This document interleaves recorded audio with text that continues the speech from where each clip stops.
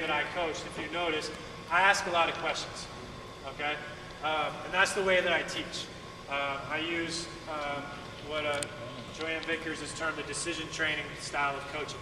So rather than telling all the answers, I want to ask questions because I want them to think about what they did, think about how they could do it better, think about where the mistake came, as opposed to me just saying, you made a bad pass, you know, or a little bit better than saying, you made a bad pass, you know, pass it early.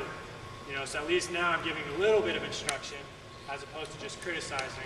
I know I just get irate when I go and watch some of these AAU tournaments and it's just coaches yelling and screaming, and they're not doing any informing of the players. They're not doing anything to help the players should they get in that situation again. You know, the player knows he made a mistake. When he threw the ball out of bounds, you know, he knew he didn't do the right thing. You know, the result told him that. You know, obviously something went wrong if the ball's bouncing off the wall. You know, they don't need a coach to yell at them and tell them, hey, you did something wrong. You know, so, you know, at least if I, you know, said, hey, you know, pass it earlier next time, at least then I'm giving him a little bit of information. But to me, and the way that I've always coached is I try to ask questions because I want them to do the learning. You know, I know what happened, or at least I know what I saw and what I think happened, but I might be wrong. And that's another reason why I ask questions. So I want to see what the players are coming from, and then once I see what they saw, then I can help them. Because, you know, that might have been a turnover. I may have seen and thought that he threw it over the guy's head, you know, and so he probably should have passed it earlier, but he maybe didn't even see the defensive player, you know, and so that's why maybe the pass got deflected slightly because, you know, he had tunnel vision and was just focused in on his teammate, didn't even see the defensive player. You know, or maybe he passed at that point because he felt the pressure of the defensive player coming from behind, and so he thought he had to get that pass there earlier. You know, those are two different things to correct. You know, whether it's feeling pressure from behind and feeling like you have to hurry it, or tunnel vision, you know, and not even seeing the defensive player. You know, and so if I just assume one thing and start to try to teach and correct that thing, but that's not really the problem, I'm not helping him improve for when he's in that situation again.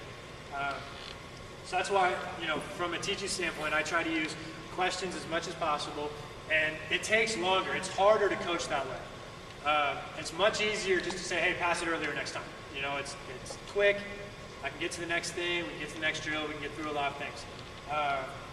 And if I ask a question, now I've kind of put the player in control, and I have to be able to answer that question.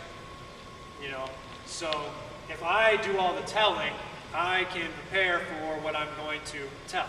So if I see something, I say, hey, you need to pass it earlier, I know exactly what I'm going to say. But if I say, hey, what'd you see?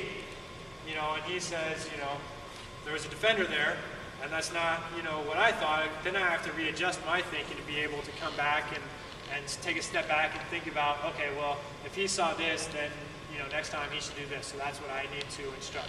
Or, even better, now I have to come up with another question to get him to come up with what he should do next time. So it's a harder way to coach, but in my opinion, it helps players learn better, even though it takes more time. I would say that if you are going to use a lot of questions, warn your players ahead of time, which I forgot to do with them. But generally, when I have a team, the first thing that I tell them is, hey, I'm going to ask you a lot of questions. You know, I'm going to be very direct. I'm going to be very blunt. I'm just doing it to help you. You know, I'm not trying to point you out or pick you out of a crowd or make you feel bad or anything. When I ask you a question, I'm honestly interested in what you saw or, you know, what you did, why you did, because I'm just trying to help you get better.